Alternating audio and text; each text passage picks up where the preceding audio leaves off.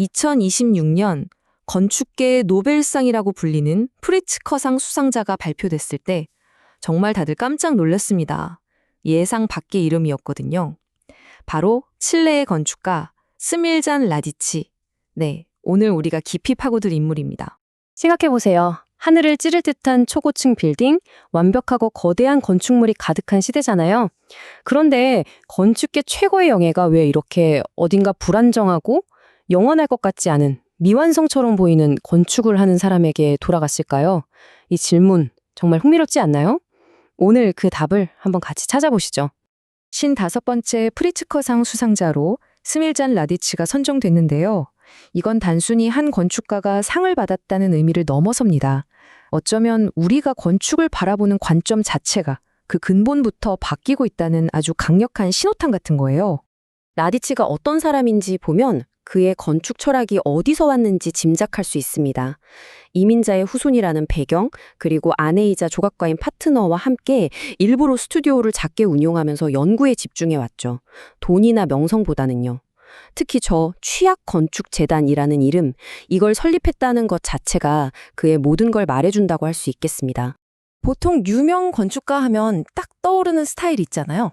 아, 이건 네가 봐도 그 사람 작품이네 하는 거예요. 근데 라디치는 그게 없어요. 그의 건물은 어떤 형태로 기억되는 게 아니라 그 공간이 주는 특유의 분위기, 그 철학으로 알아볼 수 있죠. 매번 백지에서 새롭게 시작하는 겁니다. 자, 이제부터가 진짜 중요합니다. 그의 건축을 이해하려면 이 핵심 아이디어를 알아야 하거든요. 바로 취약성이라는 단어입니다. 언뜻 들으면 건축과는 좀 안 어울리는 모순적인 개념처럼 들리죠? 라디치가 말하는 취약함은 우리가 생각하는 약함이나 부서지기 쉬움을 뜻하는 게 아니에요. 오히려 그 반대입니다. 우리 삶이 원래 불확실하고 일시적이고 연약하다는 걸 솔직하게 인정하고 그걸 그대로 껴안는 태도인 거죠. 건축은 영원해야 한다는 어떤 오만한 믿음에 대한 아주 조용한 하지만 강력한 도전이라고 할 수 있습니다. 라디치가 직접 한 말을 들어볼까요?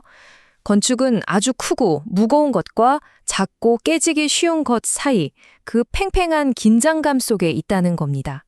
그는 바로 그 아슬아슬한 경계에서 사람들의 감정을 움직이는 그런 특별한 경험을 만들어내고 싶어 하는 거죠. 이 표를 보시면 그 차이가 확 들어오죠. 왼쪽의 기념비적 건축은 권력을 과시하고 보여주기 위한 건축에 가깝다면 오른쪽의 취약성의 건축은 사람들의 사색과 경험을 위한, 느끼기 위한 건축입니다. 이건 정말 건축에 대한 생각이 근본적으로 바뀌는 거예요. 라디치가 일으킨 조용한 혁명이죠.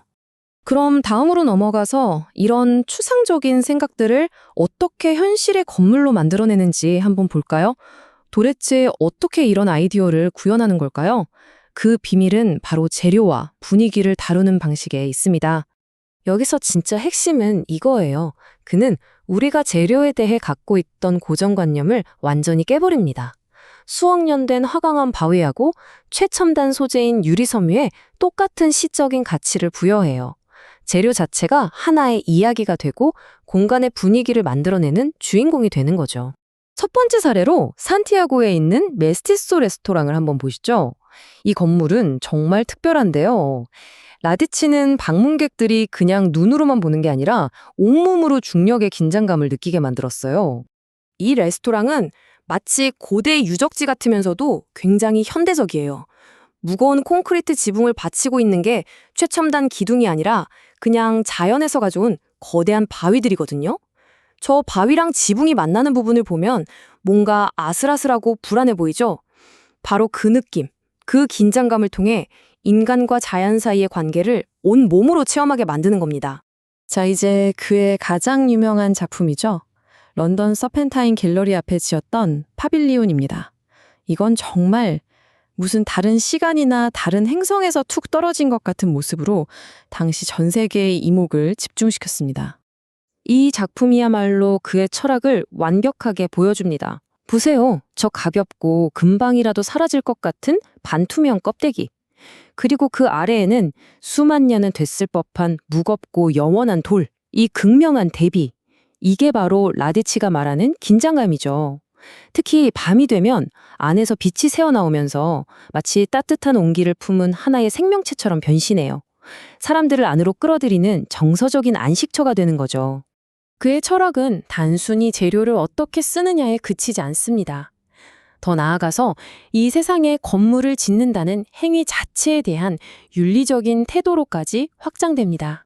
라디치는 건축이 땅의 주인이 되어서는 안 된다고 생각해요. 마치 잠시 머물다 가는 손님처럼 언제든 건물을 해체했을 때 그 땅이 원래 모습으로 돌아갈 수 있어야 한다는 거죠. 이건 건축이 가져야 할 근본적인 겸손함에 대한 이야기입니다. 비오비오 지역 극장이라는 작품을 한번 떠올려 보세요. 부드러운 막으로 감싸여서 밤이 되면 은은하게 빛나는 모습이 사람들을 위협하는 거대한 기념비가 아니라 언제든 들어오세요 하고 공동체를 따뜻하게 맞이하는 등불처럼 느껴집니다. 누구나 편하게 다가갈 수 있는 그런 열린 공간을 만드는 거죠. 또 다른 예로 네이버의 예술센터를 보면요. 낡고 손상된 역사적인 건물을 부수지 않아요. 오히려 그 과거의 흔적을 그대로 보존하면서 그 위에 현재의 새로운 활동들을 켜켜이 쌓아 올립니다. 마치 과거와 현재가 서로 대화하는 것 같죠? 기억과 새로운 창조가 함께 살아 숨쉬는 공간을 만드는 방식입니다. 자, 이렇게 쭉 따라오다 보니 우리가 처음 던졌던 질문으로 다시 돌아왔네요. 대체 왜 이 조용하고도 급진적인 건축가가 프리츠커상을 받았을까요? 정답은 바로 이겁니다. 취약함에도 불구하고가 아니라 바로 그 취약함 때문에 상을 받은 거예요. 기후변화, 사회적 불안정, 우리가 사는 시대는 영원하고 완벽한 걸 만들 수 있다는 믿음 자체가 환상처럼 느껴지잖아요. 프리츠커상 심사위원회는 바로 이 시대의 진실을 외면하지 않고 정직하게 바라본 라디치의 건축에 손을 들어준 겁니다. 심사평을 보면 그 이유가 더 명확해집니다. 그의 건축은 우리의 연약함을 있는 그대로 포용하면서도 그 안에서 조용하고 즐거운 안식처를 제공한다는 거죠. 이게 바로 새로운 종류의 더 정직한 희망을 보여주는 겁니다. 라디치의 건축은 우리에게 큰 소리로 외치지 않아요. 대신 조용히 속삭입니다. 잠시 멈춰서서 속도를 늦추고 불완전함 속에 숨겨진 아름다움을 느껴보라고요. 어쩌면 이 시대의 가장 강한 공간은 가장 단단한 공간이 아니라 우리의 인간성을 가장 섬세하게 보호해주는 공간일지도 모른다는 강력한 메시지를 던지는 거죠. 결국 마지막에 남는 질문은 이것입니다. 완벽함을 추구하는 것을 넘어서 지금 우리 시대를 위한 건축은 과연 무엇을 담아야 할까요?